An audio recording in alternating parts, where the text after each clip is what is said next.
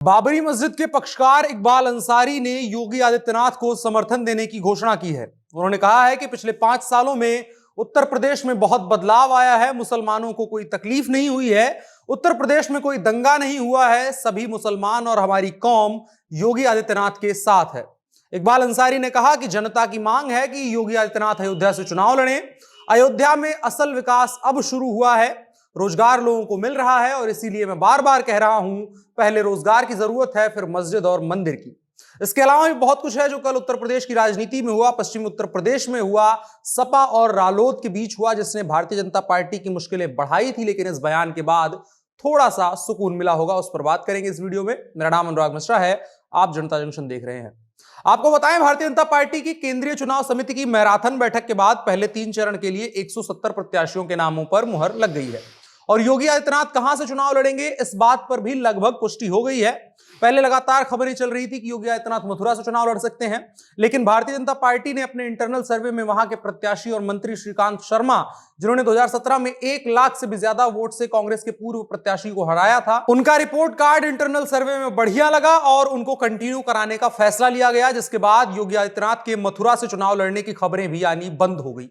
और उसके बाद जो उत्तर प्रदेश के अधिकतर भाजपा समर्थकों की मांग थी, वहीं से लड़ने की लगभग पुष्टि हो गई है। योगी आदित्यनाथ अयोध्या से चुनाव लड़ेंगे। और इसी बीच बाबरी मस्जिद के पक्षकार इकबाल अंसारी का यह बयान आया है। उन्होंने कहा है कि योगी आदित्यनाथ को अयोध्या से ही चुनाव लड़ना चाहिए, हमारी पूरी कौम योगी आदित्यनाथ के साथ है। यह बयान अपने आप में कई मायने समेटे हुए है। मसलन अगर हम समझने की कोशिश करें तो भारतीय जनता पार्टी के पास उत्तर प्रदेश में लगभग सभी वर्गों के लिए बड़े चेहरे हैं। अगर पिछड़े वर्ग में देखें तो केशव प्रसाद मौर्य और प्रधानमंत्री नरेंद्र मोदी 2 ऐसे चेहरे हैं जिनकी कोई काट किसी के पास नहीं है। इसके अलावा अशोक वाजपेयी से लेकर के दिनेश शर्मा तक अपर कास्ट के वोटरों को साधने के लिए हैं, जो ब्राह्मण वोटर वर्ग है। इसके अलावा योगी आदित्यनाथ खुद राजपूत वर्ग के प्रतिनिधि के तौर पर हैं। लेकिन भारतीय जनता पार्टी के पास उत्तर प्रदेश में कोई सशक्त मुसलमान चेहरा नहीं है। ऐसे में भारतीय जनता पार्टी लगातार कोशिश कर रही है कि अधिक से अधिक मुसलमानों का समर्थन हासिल किया जाए और अलग अलग विधानसभा सीटों के हिसाब से समर्थन हासिल किया जाए। इकबाल अंसारी का यह बयान अपने आप में भारतीय जनता पार्टी के उस मंतव्य का समर्थन करता नजर आता है जो भारतीय जनता पार्टी लगातार कोशिश कर रही है। और आपको बताएं, पश्चिमी उत्तर प्रदेश में समाजवादी पार्टी के साथ राष्ट्रीय लोकदल के गठबंधन के बाद भारतीय जनता पार्टी के लिए मुसलमान वोटरों को साधने में मुश्किल हो रही है।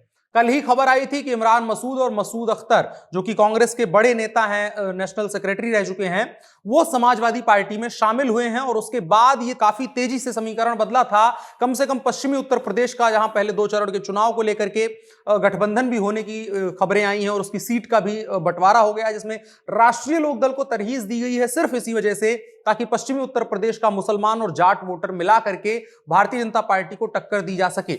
और भारतीय जनता पार्टी उत्तर प्रदेश में मुसलमान वोटरों के मामले में समाजवादी पार्टी और बकाया गठबंधन से पीछे रह रही है। ये चीज लगातार खबरें आ रही हैं। और उसी के साथ साथ स्वामी प्रसाद मौर्य समेत 14 विधायकों का जाना भी एक तरीके से भारतीय जनता पार्टी के खिलाफ माहौल को और ज्यादा मजबूत कर रहा था। लेकिन इकबाल अंसारी का यह बयान इस बात का संकेत है कि भारतीय जनता पार्टी भरपाई करने की स्थिति में लौट रही है। और उत्तर प्रदेश के चुनाव में हमेशा से मुसलमान वोटर एक की पॉइंट रहता है।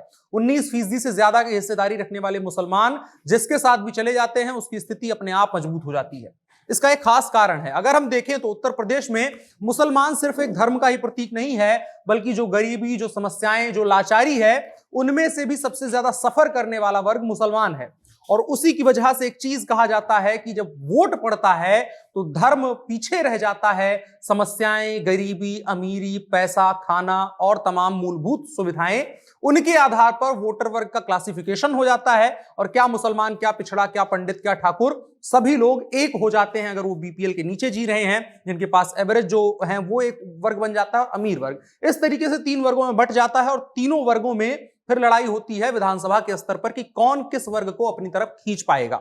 और ये लोग जब वोटर बन के आते हैं तब यही चीज होती है। तब इन सभी वर्गों में ये समानता आ जाती है। तब किसी भी पॉलिटिकल पार्टी के लिए उसको साध पाना आसान हो जाता है कि अगर वो गरीबों की बात करेंगे तो ये पूरा वर्ग उनके साथ आएगा, अगर वो मिडिल क्लास की बात करेंगे तो ये वर्ग साथ आएगा, अमीरों की तो बात उतनी की ही नहीं जाती है। तो इस तरीके से आप समझ सकते हैं कि उत्तर प्रदेश में मुसलमान वोटों को हासिल करना सिर्फ एक कौम का वोट अपने पक्ष में लाने भर का नहीं है। ये पूरी तरह से उत्तर प्रदेश के उन वोटरों को इकट्ठा करके खड़ा कर देता है जिनके पास सुविधाओं का अभाव है, जिनके पास गरीबी है, जिनके पास समस्याएं हैं। और अगर 19% मुसलमान वोटर किसी को अपनी समस्याओं का निवारक कहता है तो फिर अन्य जातियों के लिए उसको चूज कर पाना आसान होता है, अपना विकल्प चुनने में उसके लिए आसानी होती है। और चूंकि इन जातियों का जो प्रतिशत है वो 5 से 8% मिला करके 45 से 50% बनता है और कुल मिलाकर 40-50% का बीपीएल वोटर वर्ग बन जाता है, तो आसानी से अगर इस बीपीएल वोटर वर्ग पर किसी का कब्जा हो गया, किसी ने उसको अपने हिसाब से मोटिवेट कर लिया, तो फिर कोई भी पार्टी आसानी से बहुमत का आंकड़ा पार कर जाएगी या बहुमत के आंकड़े के आसपास आ जाएगी और उसके लिए या तो मुख्य विपक्षी पार्टी बन सकती है वो, और या तो फिर सत्ता में बैठ सकती है। और यही चीज है जो दोनों पार्टियों के पास, जो अभी बाइपोलर इलेक्शन बन गया है, एक तरीके से समाजवादी पार्टी बनाम भाजपा हो गया है, ऐसे में दोनों पार्टियों के पास मौका है।